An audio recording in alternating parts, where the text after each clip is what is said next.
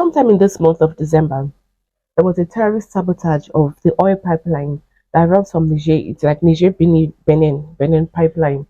There was a sabotage of that, and the government of Niger said they were going to investigate it. Well, finally, they investigated it and they concluded that it was a terrorist group that did that done, that got that done. But the worrying thing about that is the government of Niger accused Nigeria of playing a role in this terrorist activity we just saw in Niger.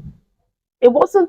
Now you may say, oh, maybe they're lying. The thing is, when it comes to international relations like this, I think there was even a time someone wrote a book that leaders and nations may lie to their citizens, but nations they don't lie to each other. Now, the after this happened, the foreign ministry of Niger summoned the Nigerian ambassador to Niger Republic and scolded them, even charged Nigeria with supporting terrorism in Niger. Of course, the Nigerian government denied it.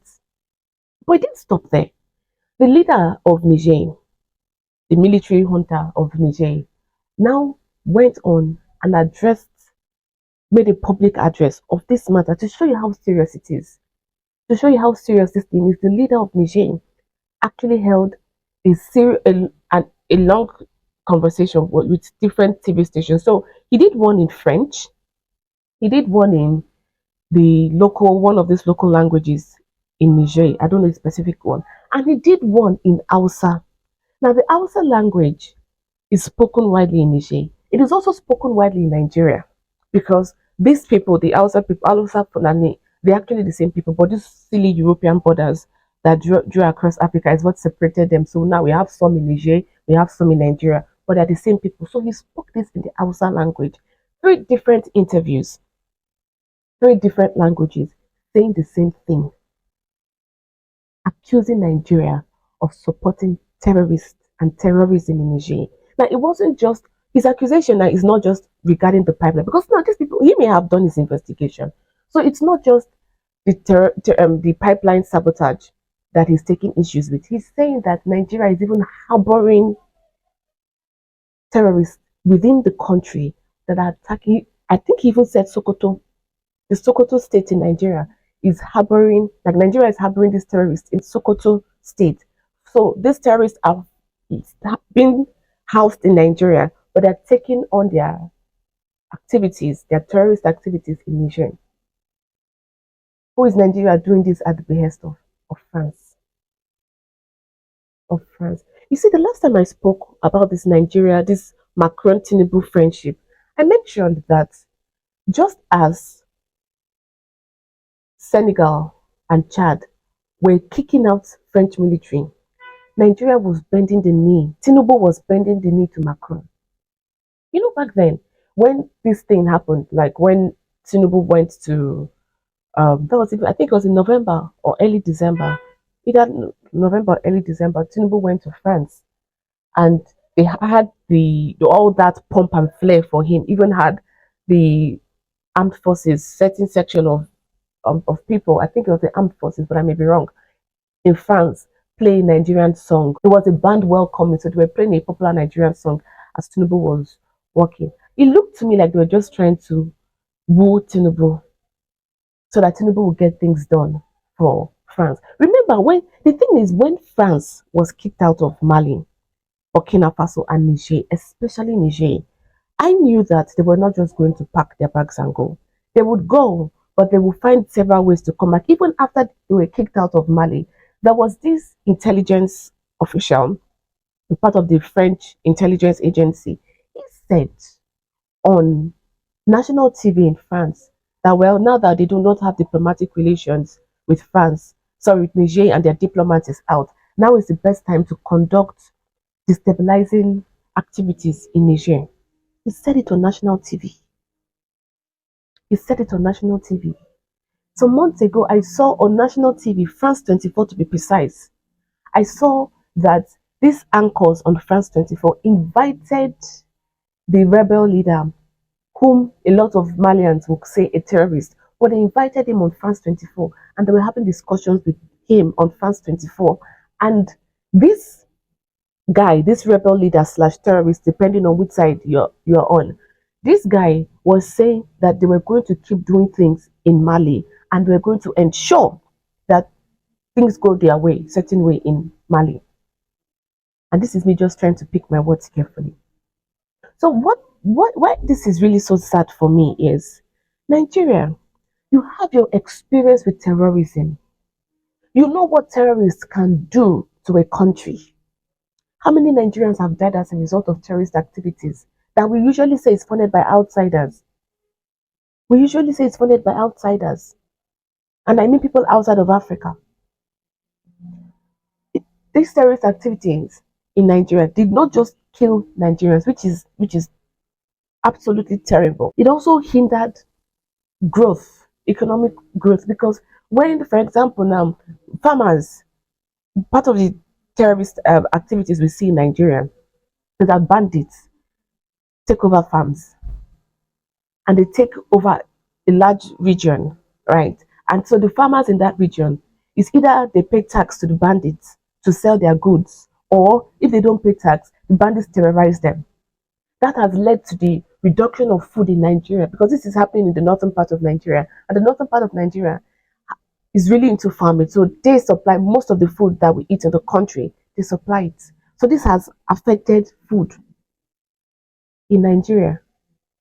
These terrorist activities also, they are, I don't listen, they are so smart that they attack mines, gemstone mines, minerals, natural resources. They take time with gold mines. They go to this place and they terrorize. So that money that would have come from Nigeria selling, say Nigerians selling its sapphires, or Nigerians selling its gold, or Nigerians and their lithium or something, that money has been, that economic prospect has been put on hold.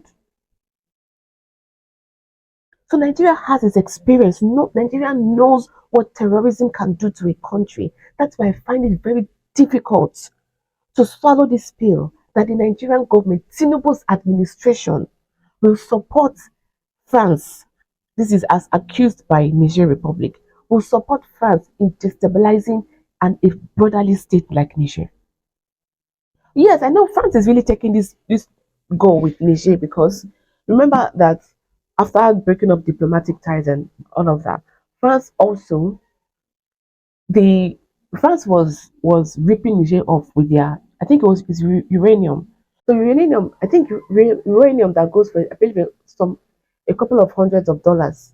Yes, France was getting it for is it 11 cents, something like that. So that's cute deal. It was one of the reasons why Niger couldn't even get its money's worth for its own resources in its country was what France new colonial activities in Niger kept the country poor. Example of this uranium. So when this military junta came into power in 2023, after they dealt with the whole political thing, they dealt with the French company that was exploiting and impoverishing Nigerians with this their uranium deal. So even this year, I saw a couple of times where that French company, is it Orion? I can't, let me not say the particular name because I don't remember. But they reported losses several times this year because they did not have access to that kind of exploitative deal. It wasn't even a deal, that exploitative neo-colonial activity in Niger. They didn't have that access anymore. So the country was reporting loss. So definitely Macron has an incentive to keep that wicked, yes, it's really wicked, to keep that wicked deal and that wicked economic policy going because it was benefiting France and French companies. But it wasn't benefiting the Nigerians. It wasn't benefiting the government of Niger and even the country itself. It wasn't benefiting them. So it was in Niger's interest to kick out France and to stop that kind of exploitative neo-colonial policy, economic policy. That was why it happened. But no, Tinubu decided to be a happy puppet is too nice a word. Puppet is too nice a word. But I'm going to use it because the word that really captures what is going on now, I don't want to use that word. So Tinubu decided to be a happy puppet to pursue the interest of France in West Africa. Like I said initially, this story is really painful for me. I find it very painful that I want to, it's the implication of this is so big and it's so disastrous that I want to believe Tinubu's government. I want to believe Tinubu and his administration, and I want to believe them by and say that there is no evidence. This is just baseless and unfounded accusations against the Nigerian state by Niger. Because if this is true, oh my God, oh my God, this is the worst thing that has ever happened. That like this is the worst Nigeria's foreign policy ever since 1960. 1960, when the Nigerians said we want to take care of our political governance, we want to govern ourselves. This is the worst. Because tell me, how does funding and backing up terrorists in Niger, how does it benefit Nigeria? Let's look at it. Because at the end of the day, politics and geopolitics should always be taken from a standpoint of national interests. Because like I mentioned a few minutes ago or a few moments ago, whatever France is doing, right, whatever France wants to get done in Niger, they can argue that, okay, ever since this French company lost the uranium mines, they've lost a lot of money. So French companies are getting kicked out of the global show because they don't have access to that exploitative, wicked, neo-colonial economic policy in Niger. So you may look, even if I don't agree with it, you may look at France, okay, from their standpoint and say, all right, this is how it's so-called benefits France. But how does it benefit Nigeria? Because if Nigeria chooses to work with France to do something in Niger, it should be, we should clearly see how Nigeria gets to benefit from this. How? Nigeria is harboring terrorists in its country who are taking out, doing their activities in Niger. Okay, what happens when Niger finally gets this under control? The terrorists will face inside Nigeria because terrorists will have to do terrorist things. They cannot not be terrorists. Terrorists will have to do terrorist things. So when Niger gets this security issue in their country under control, where would these terrorists that Nigeria, Tinubu is harboring in Sokoto, where would they face? They will face Sokoto inside Nigeria. So how does that benefit Nigeria? I don't see it. So another way we look at it, how does it benefit Nigeria? Nigeria sets Niger on fire, and Niger burns, and the fire burns into Nigeria.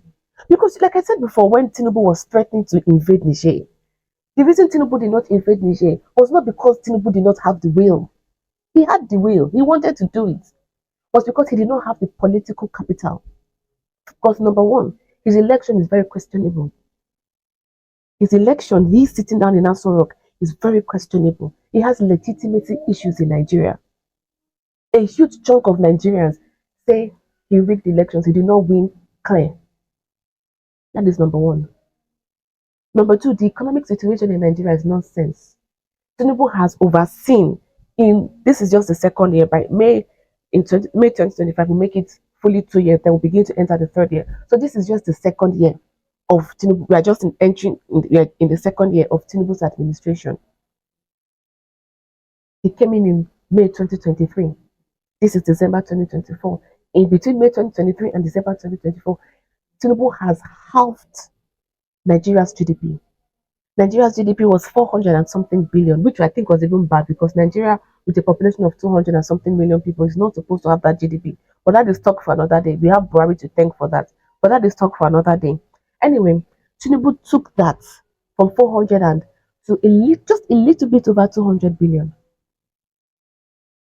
Never had in 40 years, never in most Nigerians, because yeah, the most population of Nigerians are young people. So most Nigerians in Nigeria today have never seen such a bad economy. They've never knew something like this was possible. Something you were buying for 50 naira before is now 300 naira. This is maximum inflation. And people's salaries has living wage has not gone up. Fuel, petrol that Nigeria was buying for 165 naira as we speak is 1060 naira. You will before you have filled your tank with say 15,000. Now, depending on the car, now you're filling your tank with 63,000 naira. I need you to understand what Tinubu has done to Nigeria's economy. He has destroyed it. He has destroyed it. And if something is not done, Nigerians, if something is not done, this is just the beginning of what Tinubu can do. But that is talk for another day.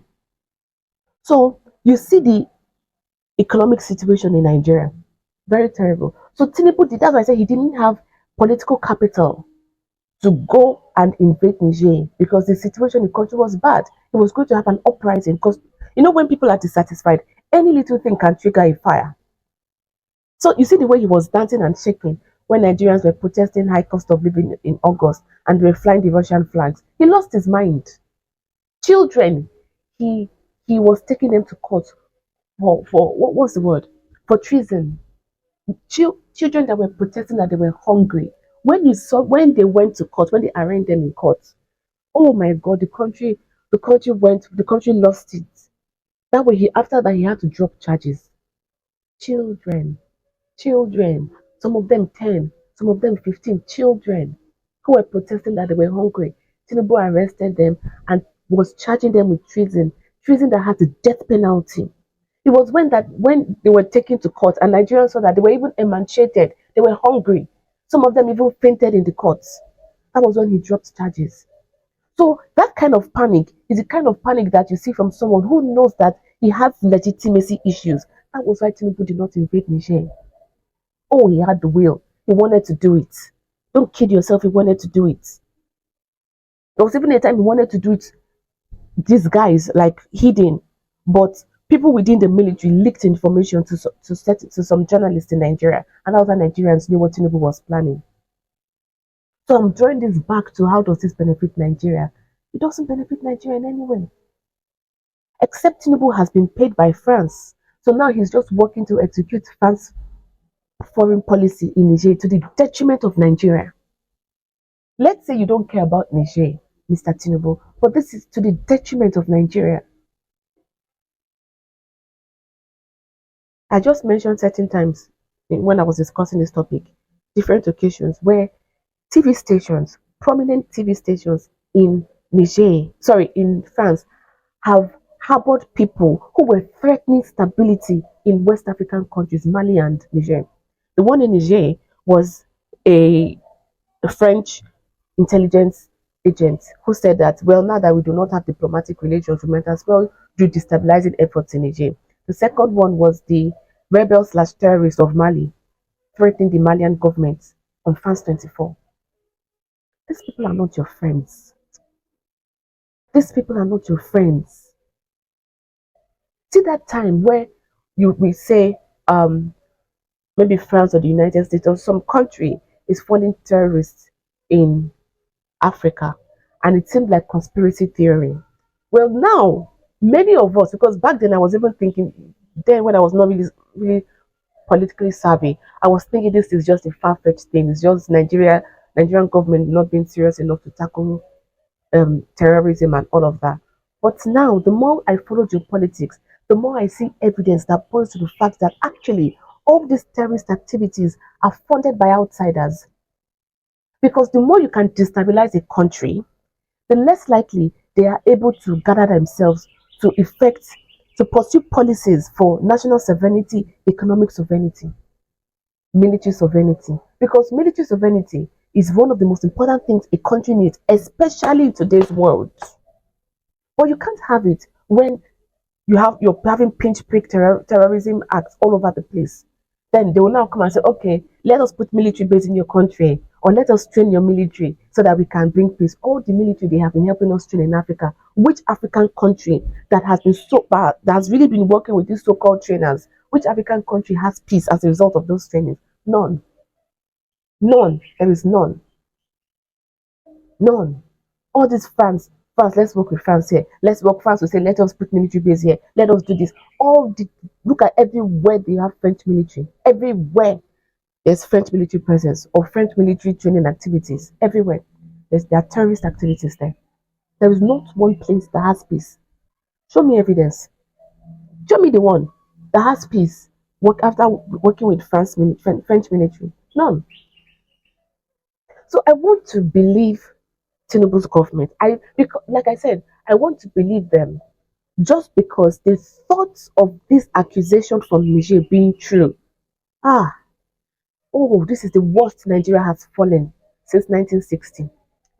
In fact, I dare say, okay, let's say since 1960, because the concept of Nigeria is a European construct, right? So, since the concept of Nigeria began, and we can take that to 1914 with the amalgamation of the northern and the southern states, the concept of Nigeria, since it began, this is the worst Nigeria has ever fallen. The worst. Nothing comes close. Not even Obasanjo's expedition in Liberia with Charles Taylor. Not that. This is the worst, the most diminishing, the most embarrassing, the most. It seems like Tinubu just came into office to mock Nigeria. He just said, I want to make a public embarrassing spectacle of Nigeria because it's been one embarrassment after another. Just after the foreign ministry of Niger called in the Nigerian ambassador and made these charges to Nigeria as well, both the government and the people. They made this charge to Nigeria. The Alliance of Sahel states, they increased their military alertness on high.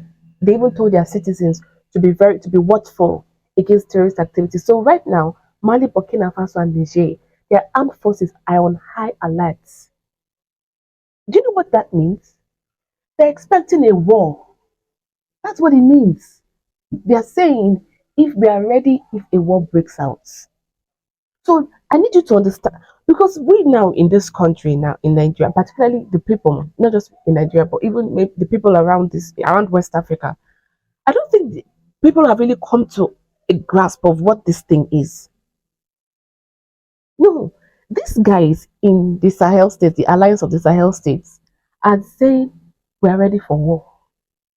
Their armed forces is on high alert.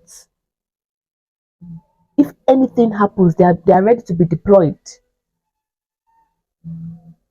So this charge they just made against Nigeria, they made it against Nigeria. And I think this morning, I haven't really read the full story, but this morning I think they also said something about Benin Republic. Yes, they also said something about Benin Republic. So anyway, to them, the guys in AES, the countries of AES, they are in their mind they are as good as at war with ECOWAS. Nigeria leading the charge. They are as good as at war with Nigeria and ECOWAS to them. I want Nigerians to understand what is going on. That at the behest of France, because when you say outsiders, it's like when I say outsiders, it's like it's like a dream. It's we can't really put a figure on it. But I need to call the country so at the behest of France, in no interest to Nigeria whatsoever.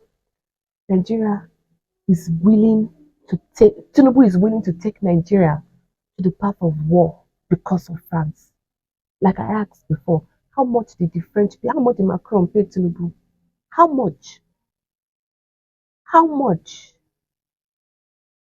But there's no interest. Even yes, let me even say this thing now. Sometime in March, April, there were rumors that were flying around that France had set up a military base in Nigeria. The Nigerian government denied it. And I believed them. There was even this very controversial political analyst. He's Nigerian, or he's in northern Nigeria. So he's very controversial, particularly in the north. In the north, he's very controversial. But then he made that serious. He said that there's French military right now in Nigeria. There's a French military presence, even military base. He said military base in Nigeria. This was happening around March, April of 2024. When this leader, the military leader in Niger, had these interviews, I told you that he did it in French, he did it in other native language of Niger, and then he did it in Hausa. When he had these interviews, he said, point and clear, he said that we have French military base in Nigeria. But right now it's hush hush. And he said it was in March this thing was set up. So Nigerians know that era of Nigeria claiming sovereignty because we didn't have any military base in the country. Know that that era is gone. Tinubu has ensured that Nigeria, that wasn't really sovereign though, but Nigeria could posture as a sovereign nation. Tinubu has just ensured that that luxury of sovereignty that we had, that dream sovereignty we had in our mind, Tinubu has ensured that it is erased. If these accusations are true, that we have French military presence in Nigeria. Hmm. Before I round up this segment, I want to say something. I've said this several times on this show that colonialism never ended.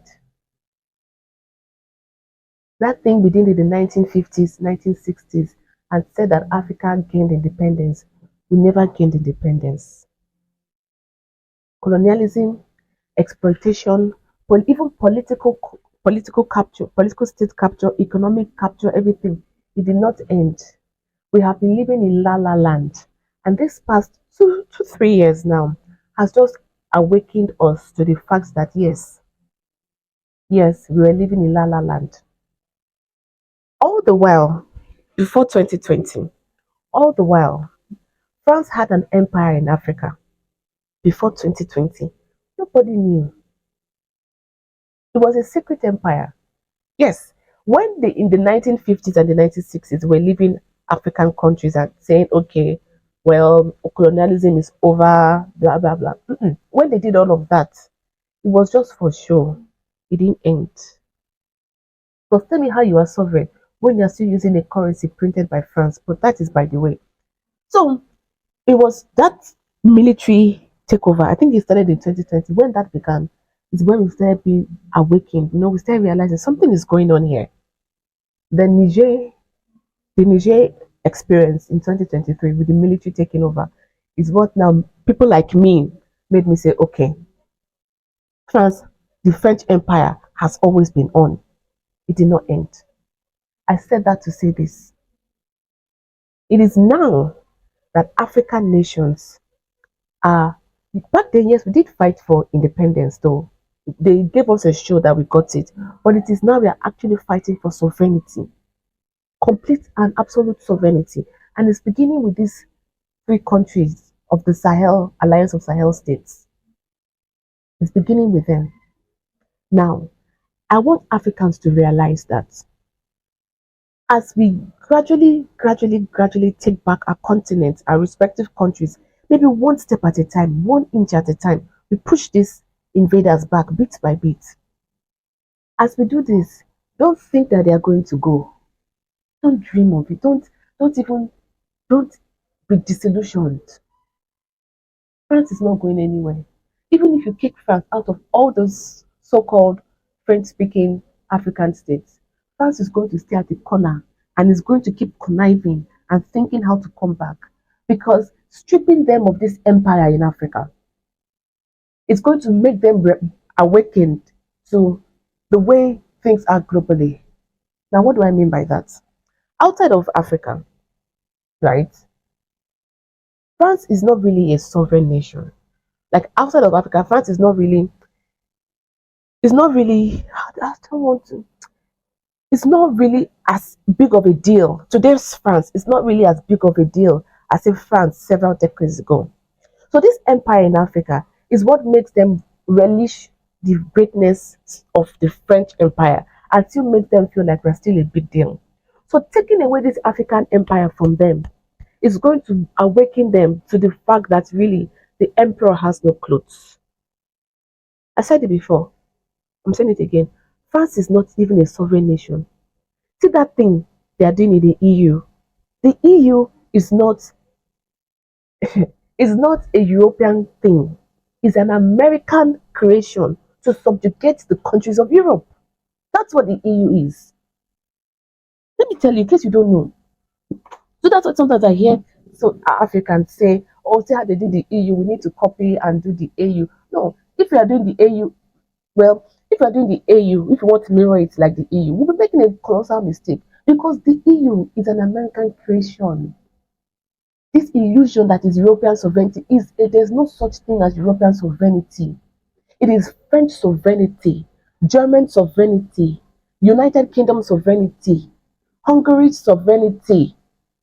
Do you understand? Italian sovereignty. There is no such thing as European sovereignty. Why? That's one of the reasons why Ursula von der Leyen, after Russia marched into Ukraine, you see, in the future, we're going to keep drawing back to say when Russia marched into Ukraine was the beginning of the break, this geopolitical break we are seeing globally.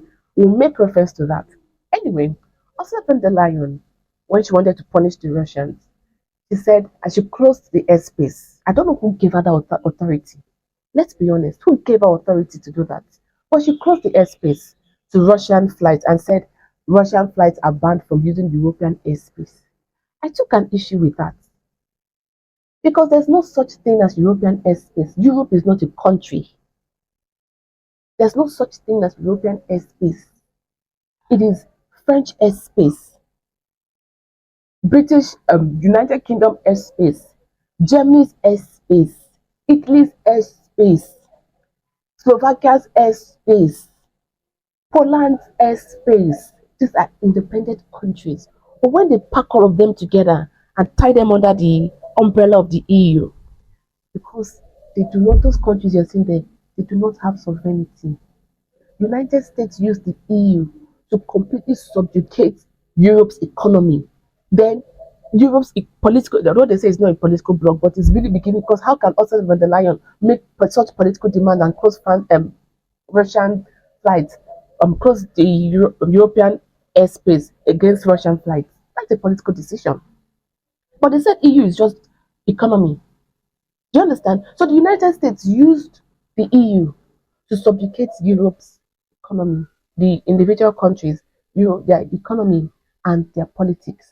Then used NATO to subjugate them militarily. So that idea, that thing that you are seeing there in Europe, EU, is an illusion, it's not real. So those countries within why do you think they're fighting Victor Orban? Why do you think they're fighting? Because the EU does not exist. It does not tolerate the sovereignty of individual nations. It doesn't tolerate it. It's focused on this globalization, this globalist ideology. So it doesn't have tolerance for national government, like nationalist states. And that's why they have a problem with Hungary and Viktor Orban's Hungary. They would rather remove him and put someone who is going to play puppet and continue that American supremacy over Europe. And this whole globalist ideology and agenda. People like Macron of France, they are born of these globalist institutions. I'm sorry, is it not one of these Rothschild bankers? They are born out of these globalist institutions. Right. So France in itself understands, when your sovereignty is gutted, especially a country like France that has centuries of being like the top of the world, right? So being the top of the world and now being on your knees with this EU NATO something is quite if you as a proud French person should take a closer look at it, it is humiliating. Right. So they use these empires in Africa to still try to feel they're still the top of the world when they remember, okay, we still control these people, right? So they still feel like they're on the top of the world. That is why the removal of Mali, Burkina Faso, and Niger from this French influence, France cannot swallow that pill. And the more of these African countries we truly liberate and insist on like the sovereignty of African nations, right? And the more of this we truly liberate and insist on, the more gut wrenching is going to be for France. So don't think all this long talk I'm talking is for you to don't think that when you tell France to go, they'll say okay and they go. They're not going anywhere. I can bet you now that if you go to Paris, in Paris, maybe in the Ulysses Palace or somewhere, I don't know where they have their meetings, but if you go to Paris and you hear the conversations that they say, you'll be surprised how many times reference is made to Africa. And I mean within their political institutions and their economic institutions, because a lot of France's economic strength comes from the subjugation of Africa. It comes from these neo-colonial exploitative economic policies in many African countries. And they need leaders such as Tinubu, such as Bazoum, they removed from Niger. Leaders like this who are going to maintain the status quo are just as long as it benefits them personally. So don't deceive yourself. Don't be disillusioned. Don't live in la la land to think, well, we told France to go and they went. They're not going anywhere. France is not going to go anywhere. I told you they're looking to set up military base in Madagascar. France is not going anywhere.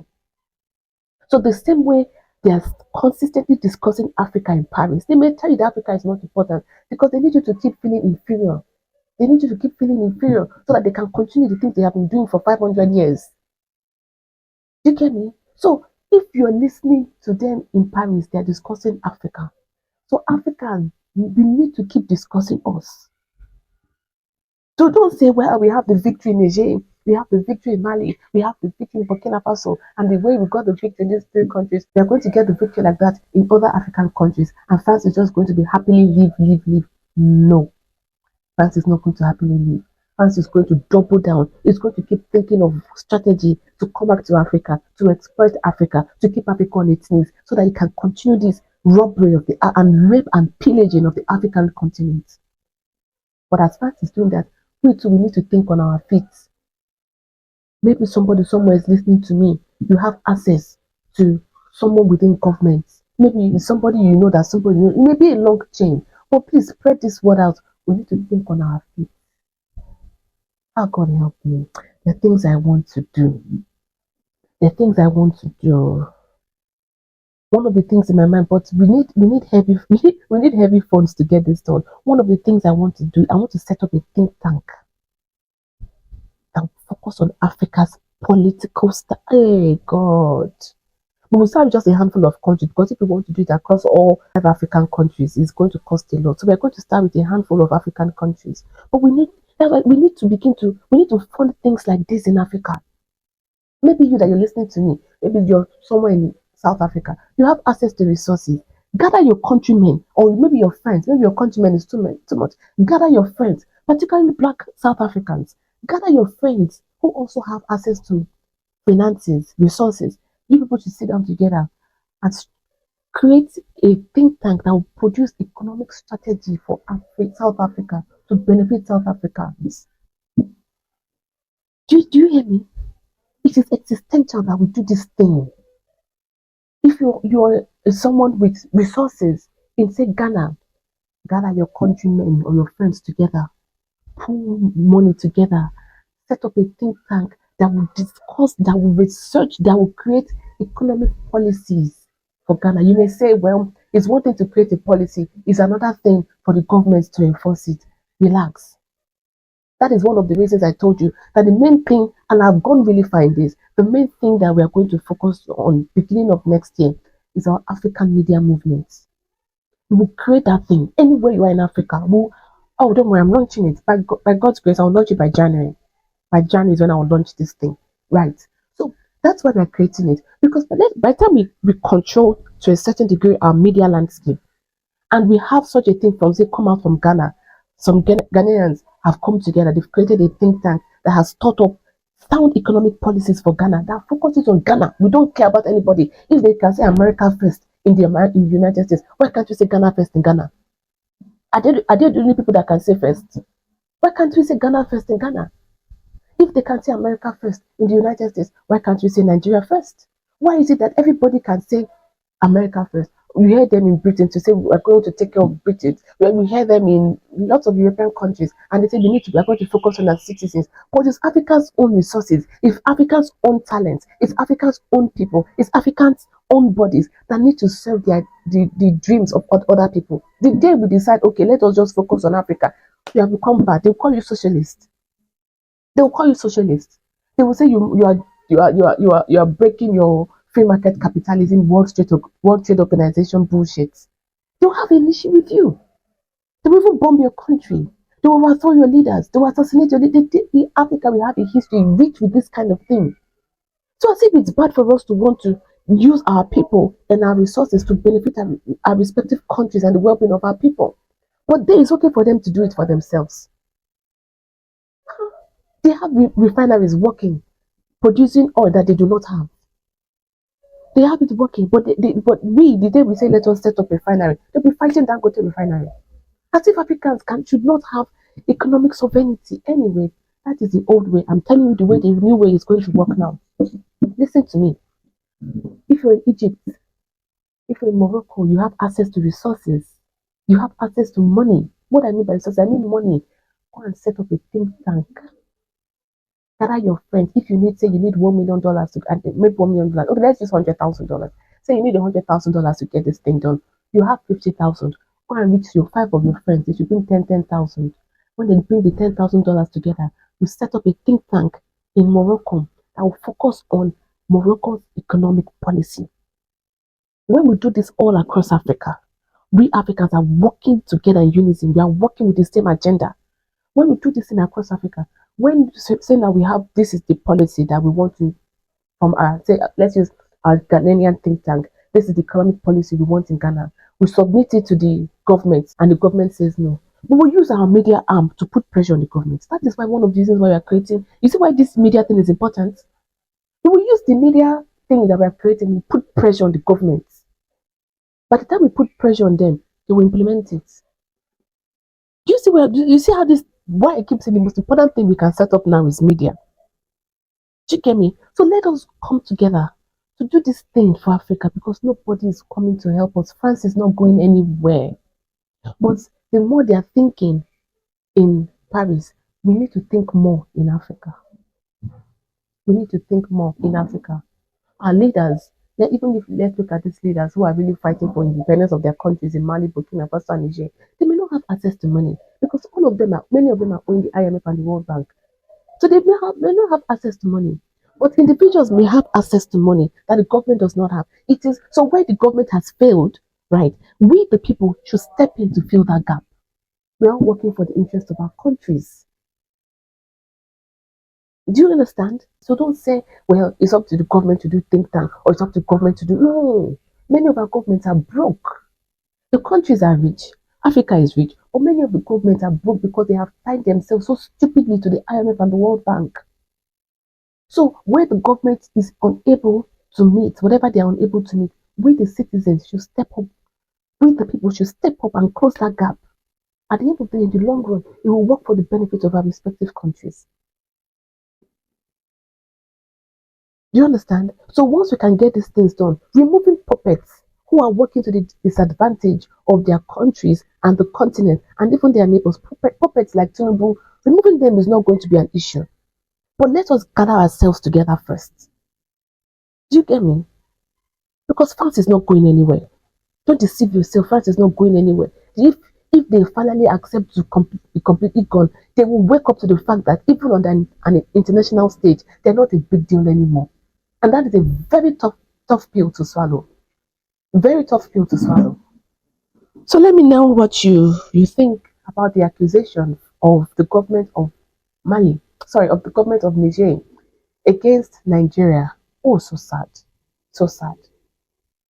That Nigeria is harboring terrorists and backing terrorists that are causing commotion and disasters all across Niger.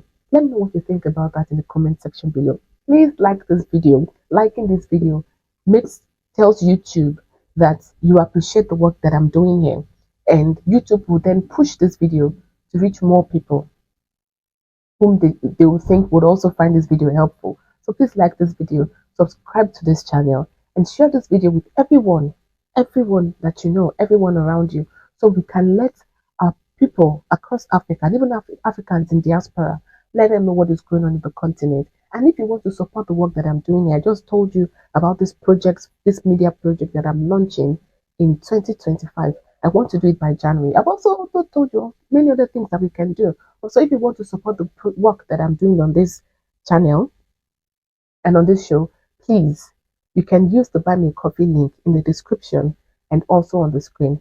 Thank you so much for your support.